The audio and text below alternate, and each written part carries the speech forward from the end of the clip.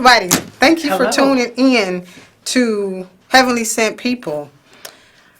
As you guys know, I often go out and solicit. Nope, I ain't gonna say that word. I go out and find people who are doing things with youth, or even people that the youth can probably learn something from.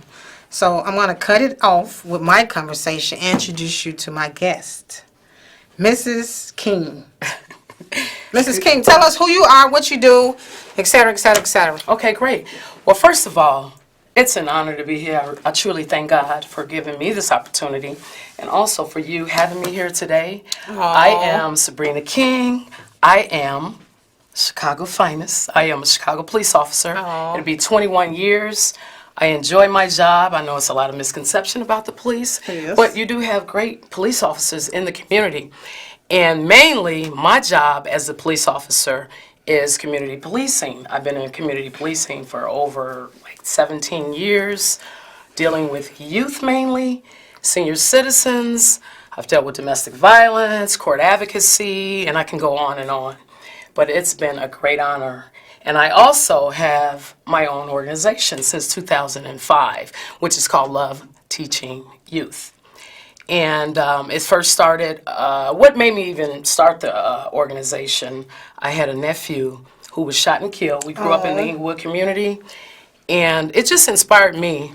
I always say, if I can save one, that's a blessing for me. So I started this organization back in 2005. I was blessed to be able to have a facility right in the heart of where I grew up, which is at Sherman Park, which is 1301 West on 52nd Street. And we have different programs like after school. We've did from any sporting activity such as swimming, basketball, football, baseball, bowling, tennis. I can go on and on. And the reason I named it Love Teaching Youth because I happen to love teaching youth. Oh, Yes. how cute. As you see, the last part of my organization is youth, and you made mention that your nephew was killed. Yes. My brother was killed, and so I was the only child, and so I, somehow seemed to gravitate toward youth, and so that's how pretty much how I got started. But enough about me. So So is your organization is it West Side, South Side, North It's Side? on the south side, but to be Okay. honest with you, I've brought it into schools. I can name a few schools, Langford Academy. I did 10-week curriculums there, St. Basil Academy, and I can go on and on.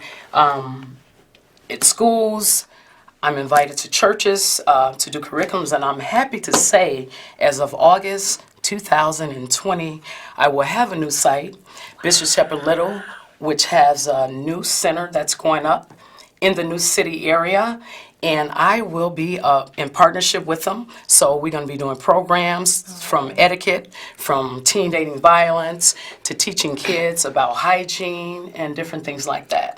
So it's an honor. So And I just- question. yes. So you said that you deal with youth on the South Side. So how does that coincide with you being a police officer and dealing with kids in certain areas to whereas, like you said, there's a stigma about policemen, all the kids, for the most part, think that policemen are bad people. And so I'm just curious to how Well, does that... the greatest thing about this is that I even made mention early on, I am also the youth liaison officer for our district, which is the 9th District, and I deal with kids on a daily basis in the community, in Inglewood, in New City, in back of the yards. I can go on and on. Canaryville, McKinley Park, Brighton Park, Kelly Park, all the surrounding areas where the boundaries are in the 9th District. So I'm dealing with kids on a daily basis. And the greatest part about this is that a lot of the kids know me through as the police and because I run the youth program right there in the community. So I have a great rapport with many, many kids. So, with that being said, this is February, correct? Yes. And as you guys seen, I put a post up that made mention of love not supposed to hurt. Or love don't hurt. I'm sorry, Absolutely. love don't hurt. Love shouldn't hurt. Love shouldn't hurt. And so Absolutely. I got it from her. I mean, I think one time we were talking and she made mention of it, and I was like, cool, let's, and I took it and ran with it. And so, if you don't mind, can you elaborate on why you came up with that? Well, basically, this month, for those of you who don't know, this month is the National Teen Dating Violence Awareness and Prevention Month. Some of you all may be aware in October is mainly set for domestic violence, but every day to me is, there's crime being committed with domestic violence, teen dating violence. And it's, like I mentioned, it's an honor to be able to talk about this because, for one, I wouldn't say I was physically a victim of violence, but I witnessed it when I was young. All of my sisters, and I have 3 sisters, they went through domestic violence. And my mother went through it. And I can honestly say that I witnessed it, and it was just nothing but God that made me aware because, I didn't have anyone like coming to the schools because I teach teen dating violence in the schools.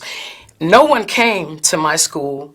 No one taught me anything about domestic violence. Wow. So today, mainly what I want to talk about is why love shouldn't hurt, dating violence, the warning signs of violence, safety plans, and things that you can do. Because most people perceive domestic violence to be a personal matter when it's a crime. And I know many years ago when the police would come and arrest someone, you'd give them a little slap on the wrist, let them out around the corner. But this day and time is zero tolerance. I just want to make mention, some years ago, I don't know if you all remember a young lady by the name of Ronielle White who went through domestic over and over and over again until one day she ended up dying. Wow. Because of domestic violence. And that's when it really became where the police have to do something. The police have to either make an arrest in terms of investigations, and then also a police report have to be generated. So what I want to just say is, again, as I mentioned, it is a crime.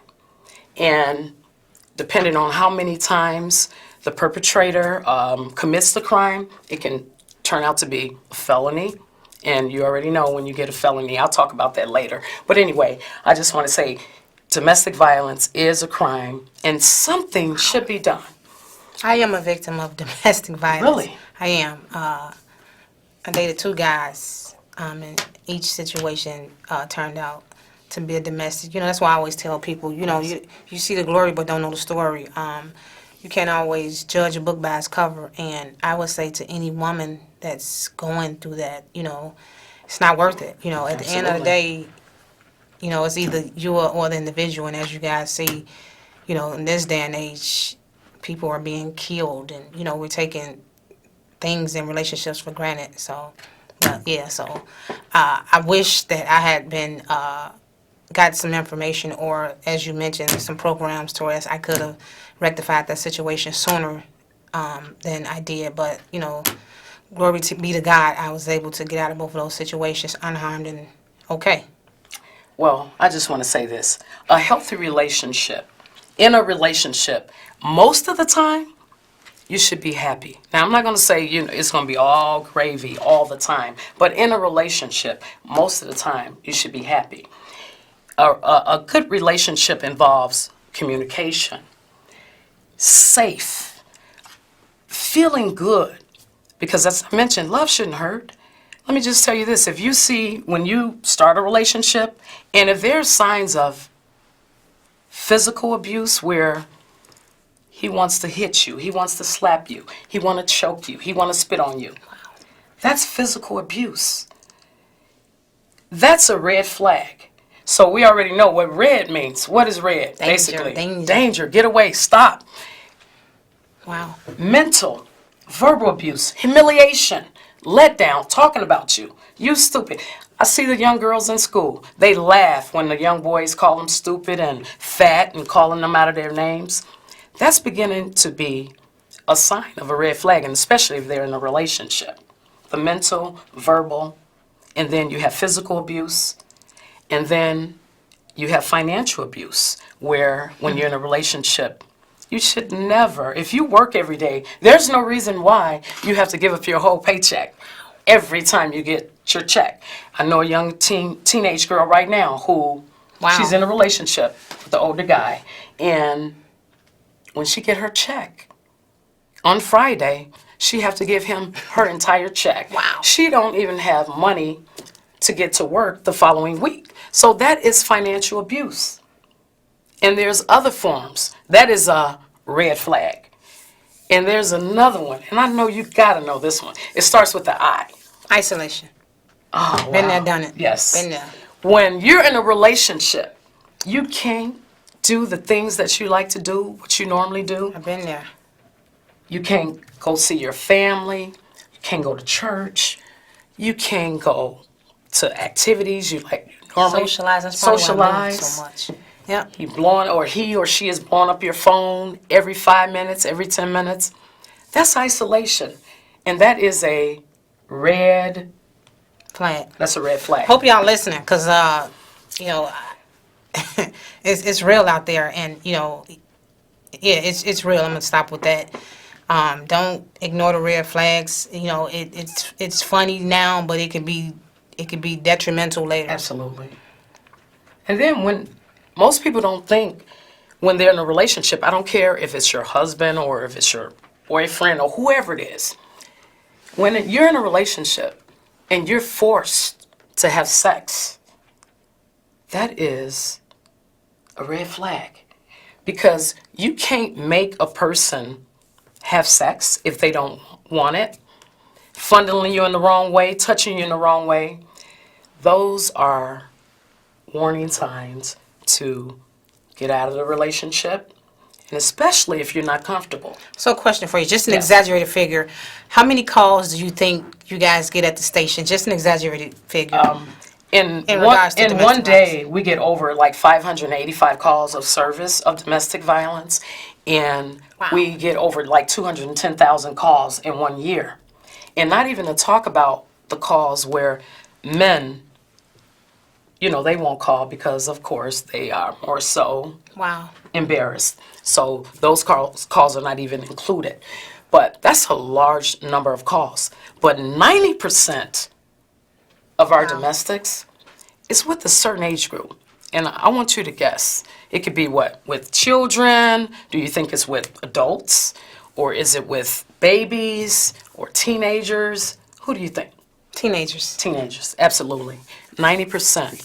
And as I mentioned, if I had someone to talk to me and tell me that, Wow. you know, these are all warning signs, you know, if somebody's trying to take my money, force me to have sex, or if he wants to hit me or choke me, these are all red flags, and not to even partake of the relationship.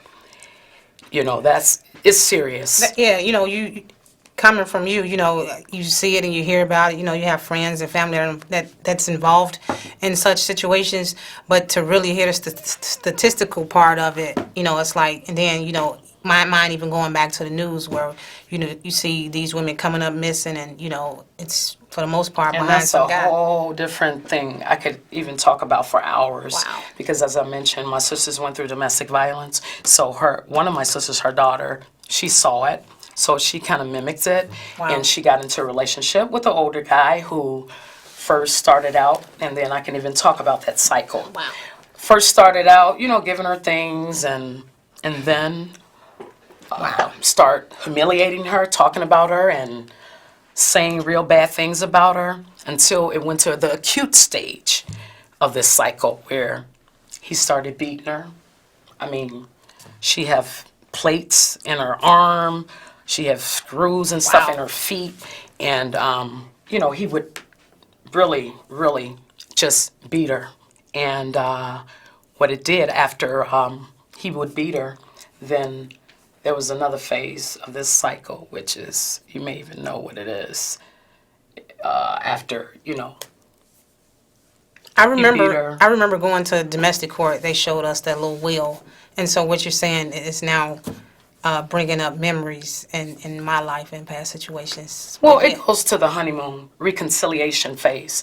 Like, oh, baby, I'm sorry. sorry. I didn't mean it. Yep. You know, I hit you in your eye. And, Wow. And now, you know, you have, your face is all messed up. But he would continually just keep hitting her in her face and scratch it up. And, you know, of course, when you're in a relationship and he don't want you to leave, he gonna mess your face up. You're an attractive young lady.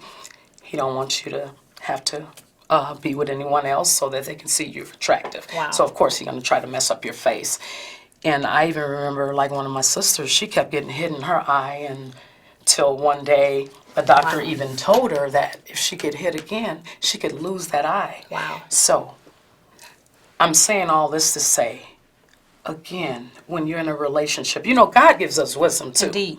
You know, a wise man will change, but a fool will stay the same. So, you know, I can just keep talking about domestic violence and, you know, but what are you going to do about it? Because I know people that's in situations right now. But the best thing that's going right now, there's so many resources that are made available, whereas years ago, we didn't have the hotline, the 24-hour hotline number.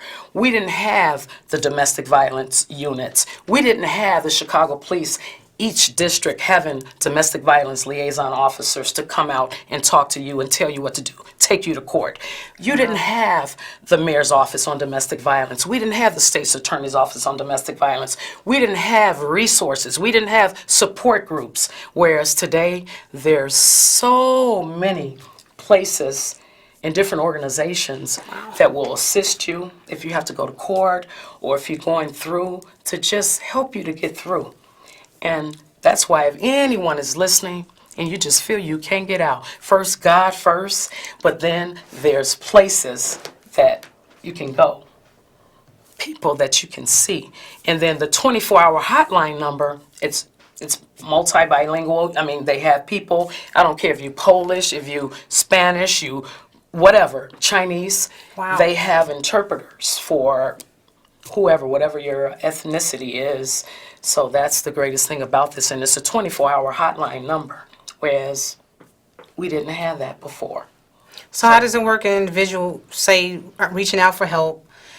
And because I'm sure there's been cases where, you know, I think I was watching news where the guy, he went and killed he went and killed his sister, I'm sorry, his girlfriend and his girlfriend's sister at some college or whatever.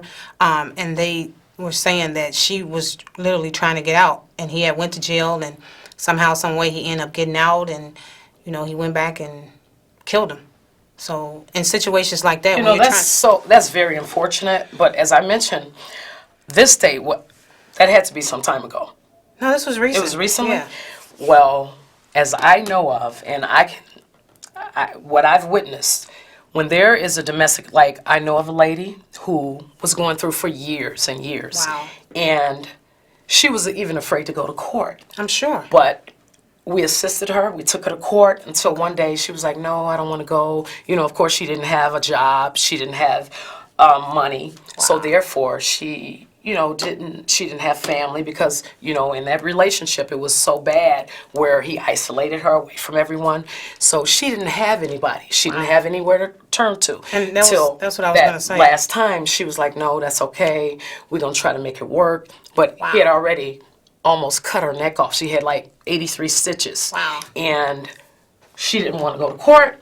But the greatest thing about this is that the state took it over. Okay. And he ended up going to prison. So there is hope. So there is hope.